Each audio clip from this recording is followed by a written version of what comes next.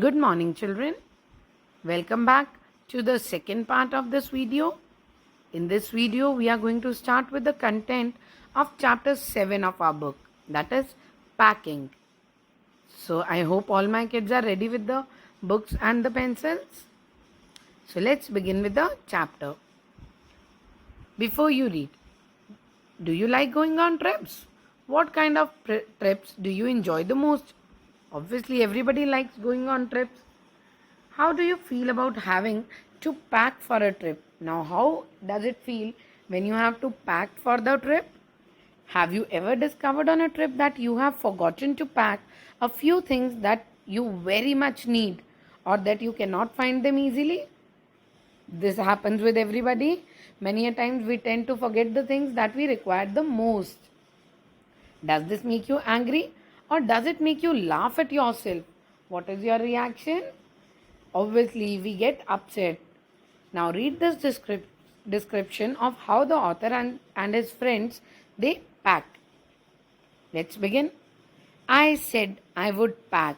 I here stands for the narrator Jerome. He said that I would pack. I rather pride myself on. Pride myself on means the narrator he was very proud of his packing skills.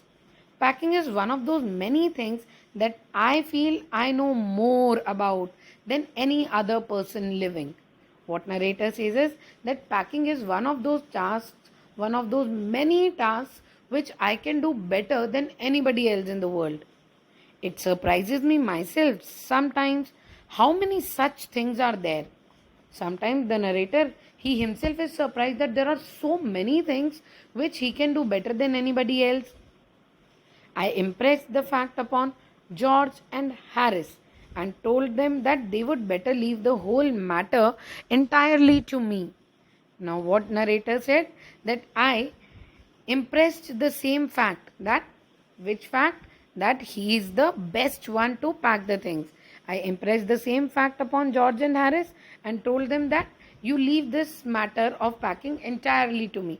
I'll do it myself. Now they fell into the suggestion with a readiness that had something uncanny about it. Now he says those people they fell into means accepted this suggestion with such a readiness. Instantly they were ready on this suggestion that had something uncanny. Uncanny means something weird, something strange about the same. George put a pipe and spread himself over the easy chair, and Harris he cocked his legs on the table and lit a cigar.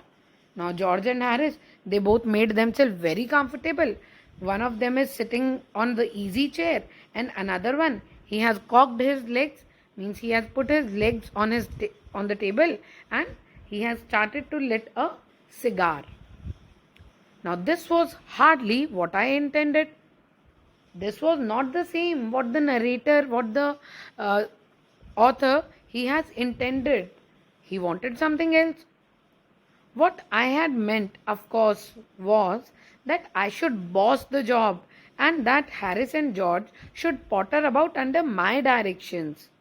Now, what actually the narrator wanted was I will be your boss, I will be bossing the job, and you both, George and Harris, they should potter about. Potter about means do some unimportant things under my direction. Whatever I'll be telling you, you are going to do those things under my supervision. I'll be your boss.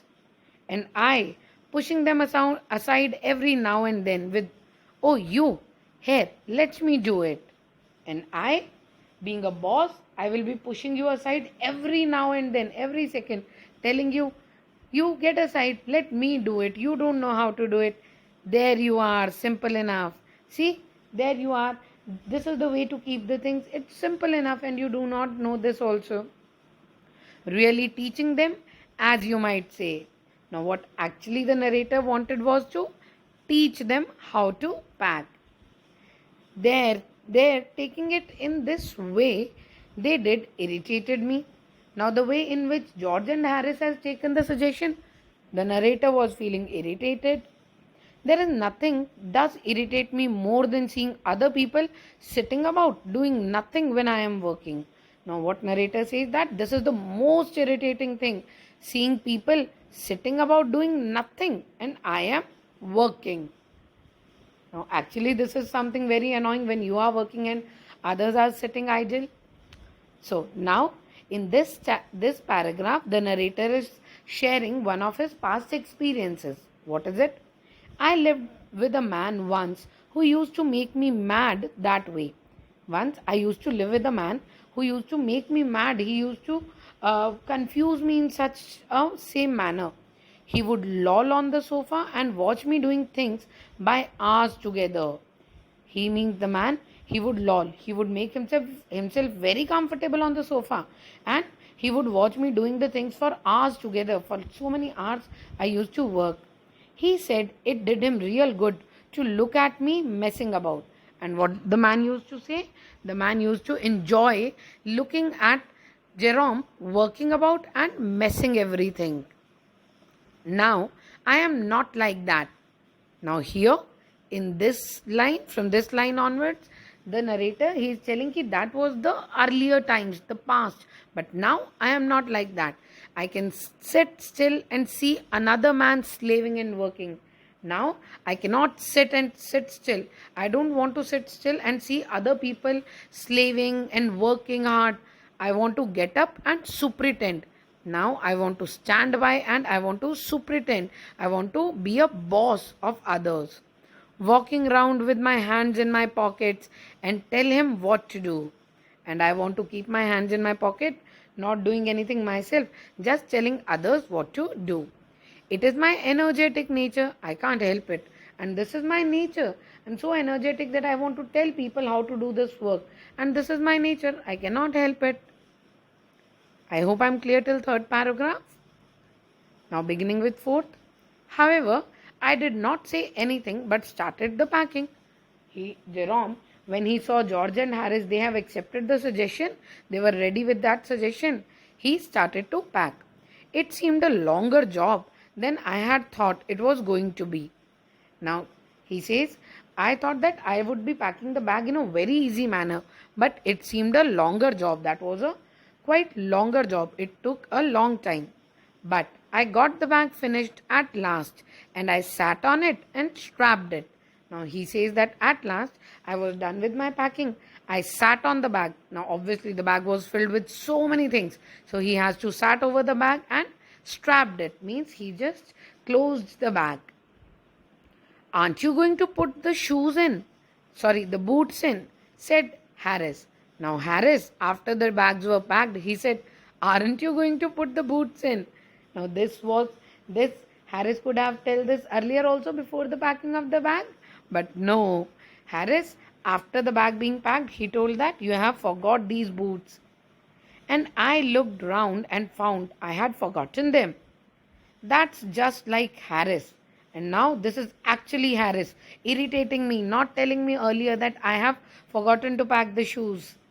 He could not have said a word until I had got the bag shut and strapped. Of course.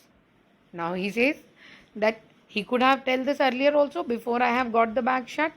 He could have told me earlier that I have forgotten the shoes. And George, he laughed. One of those irritating senseless laughs of his. Now he kept on laughing and I was very irritated on this senseless laugh. They do make me so wild. Make me so wild means they are making me angry. They are making me annoyed. I opened the bag and put the boots in. And then, just as I was going to close it, a horrible idea occurred to me. Now, as he has kept the boots inside and he was just closing the bag again, a very strange, a horrible idea occurred to him. Had I packed my toothbrush? I don't know how it is, but I never do know whether I have packed my toothbrush. Now he says, I don't know why this happens with me every time, but whenever I pack, I never know whether I have packed my toothbrush or not. I could not remember that I have kept it or not. My toothbrush is a thing that haunts me when I am traveling. Haunts me means, here it means to repeatedly give you the trouble.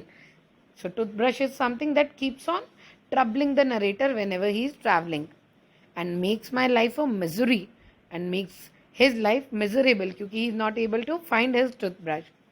I dream that I have not packed it and wake up in a cold perspiration and get out of bed and hunt for it. Now, what the author says here is that I keep on dreaming that I have not packed my toothbrush, and I wake up in the cold perspiration. Cold perspiration means when you are sweating. Now, because of this dilemma, whether he has packed the bag or not, he used to get the sweating. He gets out of the bed and hunt for it. He finds his toothbrush, and in the morning, I pack it before I have used it. And what happens is, in the morning, I usually pack my toothbrush before I have used it. So, to use the toothbrush, I have to unpack again to get it, and it is always the last thing I turn out of the bag, and then I repack and forget it. And this is the last thing, that when I unpack it, I forgot to re-keep it again in the bag, and I have to rush upstairs for it at the last moment and carry it to the railway station wrapped in my pocket handkerchief. Now, what he has to do is, every now and then he has to pack his bag and unpack his bag to get his toothbrush.